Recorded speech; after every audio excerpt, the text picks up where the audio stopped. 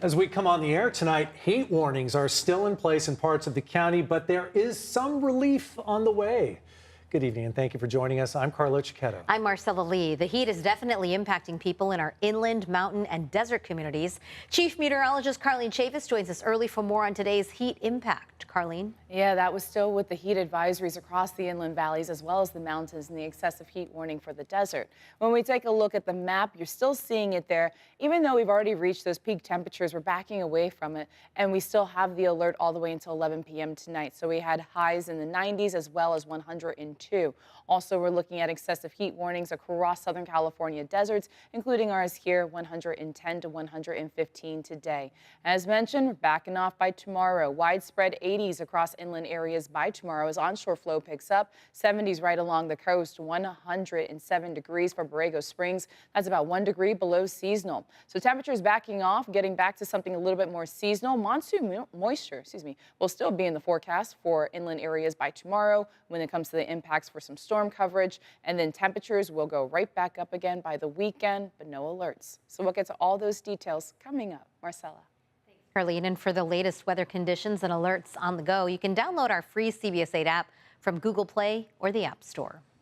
San Diego Mayor Todd Gloria is signing off on a community plan update that could add up to 29,000 new homes in University City. The plan was unanimously approved by the City Council last week. It's the first update to the community plan since 1987. Supporters say it will help transform the University City area into something like a smaller downtown San Diego. Mayor Gloria says the plan also offers several parks and recreation opportunities. Visions: 4 new or improved aquatic centers, 4 new or improved recreation centers, 6 new or improved neighborhood parks, 3 improved community parks, 11 new or improved pocket parks, and 7 new or improved parks at school sites that the whole community can enjoy. Critics of the plan worry that it brings too much housing density to the area. It's no secret that rent is very expensive in San Diego, but where you choose to live in the county makes a difference in how much you pay per square foot. CBS 8's Isabella Roberts takes a look at which areas can give you some more bang for your buck. Nowadays, it's getting a little hard to stretch your dollar, especially when it comes to living expenses like rent. So how many square feet can you get with a budget of $1,500 a month? Spoiler alert, it's not much. San Diego comes in at 91. It's ranked that way because of the lower square footage, but its rental rates are such that it's a pretty competitive city. A study by rentcafe.com takes a look at how much space a renter can get here in San Diego County for $1,500. In the city of San Diego, renters are looking at 442 square feet. That's compared to 543 square feet in Escondido, 510 square feet in Chula Vista, and 497 square feet in Oceanside. Doug Ressler, manager of business intelligence at Yardi Matrix, explains. Is that the cost to be able to maintain buildings continues to go up. The interest rates, as everyone knows, the expenses, got to make sure that it at least returns profitability. How do I optimize the configurations of my 1, 2, 3, 4 bedrooms? Just 2 years ago, $1,500 could get you 623 square feet in Escondido and 598 square feet in Chula Vista. Almost a 100 square foot difference compared to current rates. Ressler says for people looking to move to San Diego, a report like this one can be helpful.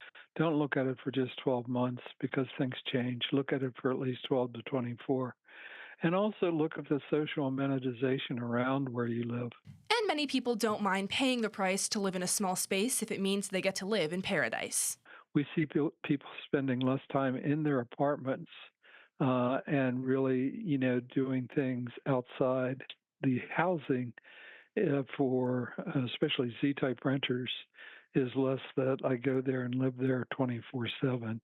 It's just a place to keep my bike.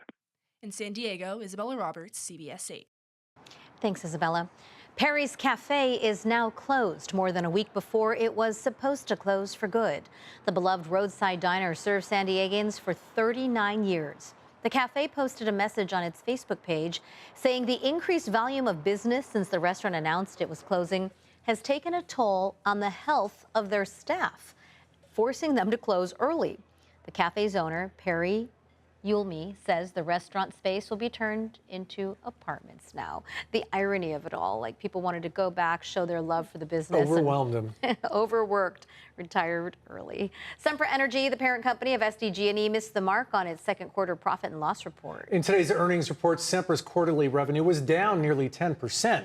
Sempra's California business is blamed for the underperformance. Quarterly revenue was reported at just over $3 billion. It had been projected at $3.4 billion. Profits in California alone were down from $339 million last year, but profits were still $316 million this year. California's fourth largest fire continues to burn across 4 northern counties. The Park Fire has burned more than 410,000 acres and is only 34% contained. Hundreds of buildings, including homes, have been destroyed. High heat and dry brush are making the firefight more difficult. Crews say they expect the fire to continue to challenge them until more favorable weather conditions arrive, hopefully later this week. Meantime, here in Southern California, crews are making progress against the Nixon fire in Riverside. Containment is now up from 92% yesterday to 96% today. It has burned more than 5,200 acres. Investigators say it was sparked by a privately owned electrical panel. Crews expect full containment in the coming days. Tonight, San Diego is being recognized as an example of success when using California's gun violence restraining order program. It's commonly known as GVROs. California's Attorney General Rob Bonta was here in San Diego today, applauding city leaders for their efforts in removing 3,700 firearms from our local streets. The program will now expand statewide, which includes more than $4 million to San Diego to help increase training for law enforcement.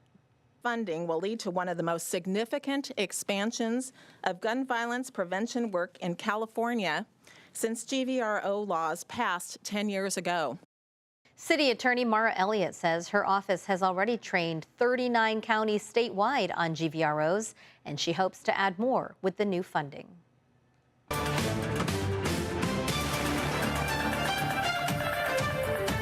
Vice President Kamala Harris has picked Minnesota Governor Tim Walz to be her running mate, and local and state Democrats are praising the decision. Walz was just in San Diego last month for an annual event where data and tech experts meet to talk about how to improve quality of life. Mayor Gloria met him at that conference a couple of years ago and says the governor knows San Diego and our needs. We talked with a political analyst who says Governor Walz is a traditional VP pick who will help counter claims that this is a coastal elite left-leaning ticket. Has that connection to the heartland and a lot of traditional aspects of American society, but he's done it in a way that also speaks to the values of today's Democratic Party in a way that hopefully promises that he might not alienate some of the young voters who might see him and say, this doesn't look like where our Democratic Party is heading.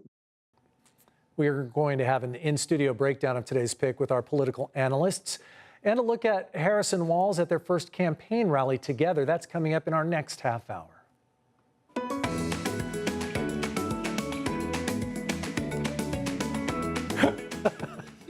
Every time we do that animation, it kills me. I feel like Rainbow Dash from My Little Pony is going to be in there with all the colors. Possibly. Right now, we're less than 48 hours away from a pair of pandas making their public debut at the San Diego Zoo. They are the first pair of giant pandas to enter America from China in more than 2 decades. 5-year-old male Yun Tren and 3-year-old female Xing Bao arrived at the zoo in late June, and they've been settling in ever since. Their presence here is a sign of goodwill between the U.S. and China and a concerted effort to protect the beloved bears. Other species embodies that conservation mission as much as giant pandas do. I always try to resist just saying they're incredibly cute, but they're incredibly cute. They are. You have to describe them as such. The giant pandas are making their home in Panda Ridge. It's a larger habitat with new shade trees for climbing and rolling hills for, well, rolling. The public can catch its first glimpse in person this Thursday afternoon. We will have all the details you need to know to plan your trip to see the pandas on CBS8.com. Just click on the story and you maybe want to wait a little bit. I don't know if I'd rush out on the first day. There are traffic alerts in effect for the areas surrounding Balboa Park and Balboa Park up and through the weekend, Yes. I believe. So they expect it to be absolutely packed. Heads up. The San Diego Humane Society desperately needs your help. We'll have those details ahead. Plus, a look at the historic rain some southern communities are getting from Storm Debbie. I'm Alex Lai in Chula Vista with why these celebrations are happening across the county tonight.